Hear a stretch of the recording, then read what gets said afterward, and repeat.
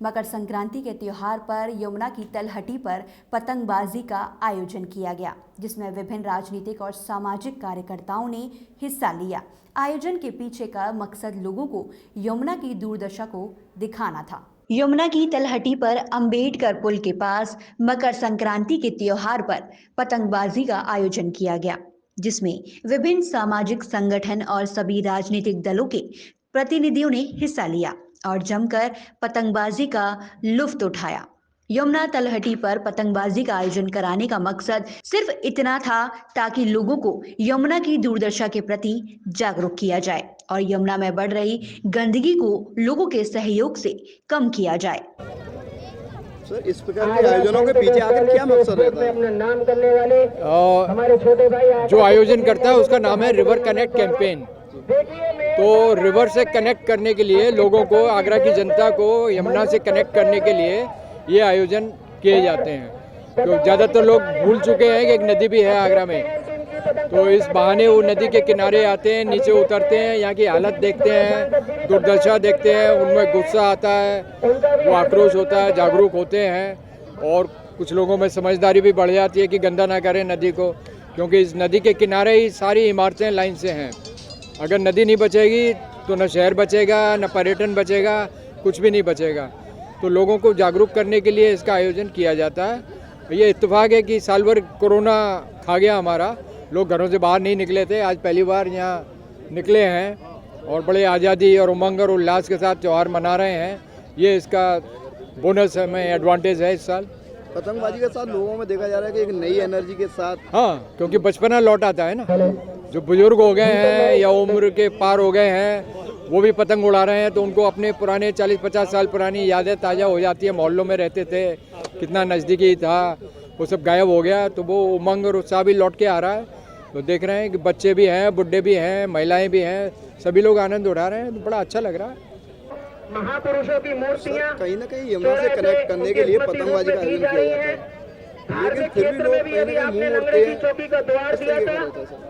हमने यमुना आरती का ही आयोजन शुरू किया था लोगों को यमुना के तट से जोड़ने के लिए।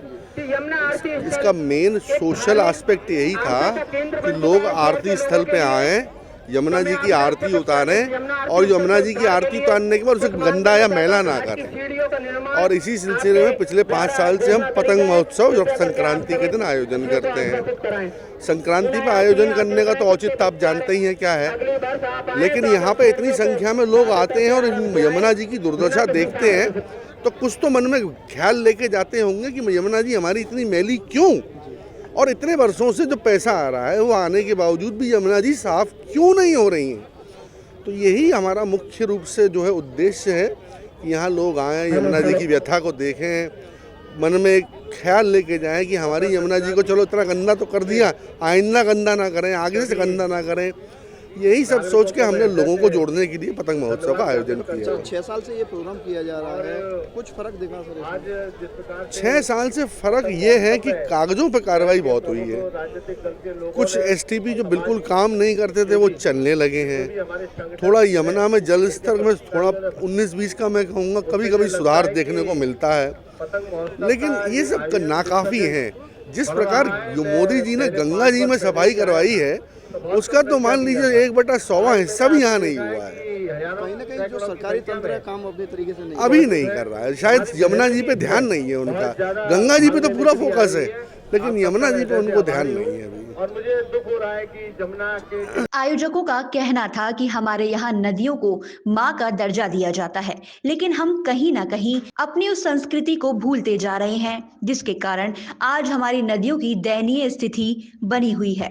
इसीलिए इस प्रकार के आयोजन किए जा रहे हैं जिससे लोग नदियों के पास आएं और उनकी स्थिति को जान सकें। भारत को त्योहारों का देश कहा जाता है, लेकिन कहीं ना कहीं जिस तरीके से गेमिंग चल रही है, लोग इलेक्ट्रॉनिक की तरफ जा रहे हैं और अपने जो रोजाना के गेम थे उनको भूलते हुए जा रहे हैं। हाँ, ये बहुत कहने के लिए बहुत शोचनीय विषय है और दुखद विषय है कि आज व्यक्ति इलेक्ट्रिक सोशल मीडिया पे इतना मोबाइल फ़ोन, टीवी, इन सब चीज़ों से इतना घिरा हुआ है कि अपनी सोशल एक्टिविटीज़ को ही भूल जा रहा है। लेकिन यहाँ जो ये कार्यक्रम किया है ये बहुत अच्छा किया है और बहुत ज़्यादा, क्योंकि व्यक्ति से जुड़ रहा है और जुड़ने के बाद पतंग उड़ाना एक बहुत बड़ी बात नहीं है, लेकिन पतंग उड़ाने के साथ साथ उनके अंदर जो खुशी और संचार हो रहा है, व्यक्ति के शरीर की एक्टिविटीज़ हो रही हैं, उससे बहुत बड़ा प्रभाव पड़ रहा है।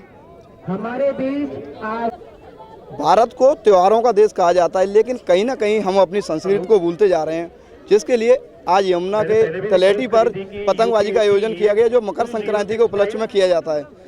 सर, कहीं ना कहीं भारत को त्योहारों का देश कहा जाता है, लेकिन हम अपनी संस्कृति को भूलते जा रहे हैं, सोशल मीडिया की तरफ ज़्यादा बढ़ते जा रहे हैं। सर, तो क्या ये कहीं ना कहीं इस तरीके के आयोजनों को सराहना मिलनी चाहिए? जात, क्षेत्र, वर्ग और देश अपने अध्यात्म को, सभ्यता को, संस्कृति को, साहित्य को, परंपराओं को और पुरखों को अगर भूलता है तो अपनी संस्कृति को नष्ट करेगा। थोड़ा कम हो रही हैं, विलुप्त नहीं हो रही हैं, लेकिन जब टेलीविज़न के माध्यम से, आपकी चैनल के माध्यम से जब ये सब दिखाया जाएगा तो पतंग उत्सव आप देखते होंगे महाराष्ट्र और गुजरात तक सीमित रहता था, लेकिन आज आप देख रहे हैं कि आगरा में भी। फिर आप देखते थे इंडिविजुअल लोग अपनी पतंग उड़ाया करते थे, लेकिन इस प्रकार से शहर के लोग एक जगह इकट्ठे हों यमुना किनारे, ऐसा नहीं होता था। लेकिन वो परंपराएं पुनर्जीवित हो रही हैं। हमारे पुनर्जागरण का भी ये काल हो रहा है, जिसमें नई पीढ़ी आप देख रहे होंगे भाग ले रहे हैं। इसलिए सोशल मीडिया का है टाइम, लैपटॉप का है, गूगल्स का है, यूट्यूब का है। कहीं ना कहीं जो युवा पीढ़ी है वो अपने जो पुराने जिस तरीके से खेल थे उनसे पीछे हटती जा रही है। हाँ, मैं महसूस कर रहा हूँ कि पश्चिमीकरण हो रहा है। टेलीविज़न के माध्यम से Mickey mouse, Harry Potter, Tom and Jerry ये हमारे घरों में घुस रहे हैं और हमारे लव कुश बाहर हो रहे हैं। तो चंपक पतली हो गई है, जो बच्चों लोट-पोट हो रही थी वो कहीं ना कहीं हम डिज्नीलैंड के लिए तो जा रहे हैं, लेकिन अपनी गिल्ली डंडे को भूलते जा रहे हैं। दिखाई नहीं पड़ रहा है। लेकिन एक बार फिर जैसे अब कई लोग कहते हैं चाय पे आओ, कुल्हड़ की चाय पिलाएंगे, तो ऐसा नहीं है। हम लौट के आ रहे हैं, आइए भोजन पर आपको चने का साग खिलाएंगे, मक्के की रोटी खिलाएंगे। जो एक समय गरीबों का भोजन था, चने का साग, मक्का की रोटी या बाजरा की खिचड़ी, आज वो VIP हो रही है। तो एक रोटेशन प्रकृति का नियम है। हम अपनी पुरानी परंपराओं पर निश्चित तौर से आएंगे। कहीं ना कहीं जिस तरीके से जो पुरानी परंपरा है हमारी, थोड़ा हम भूल तो सकते हैं, लेकिन इसे विलुप्त नहीं बोला जा सकता। इसी के साथ यमुना में जो पिछले 6 साल से यमुना की तलेटी पर जो कार्यक्रम किया जा रहा है वो कहीं ना कहीं युवा वर्ग को जोड़ने के लिए किया जा रहा है, और जो अपने पुनर्जागरण के लिए जो कार्यक्रम है उस तरीके से किए जा रहे हैं।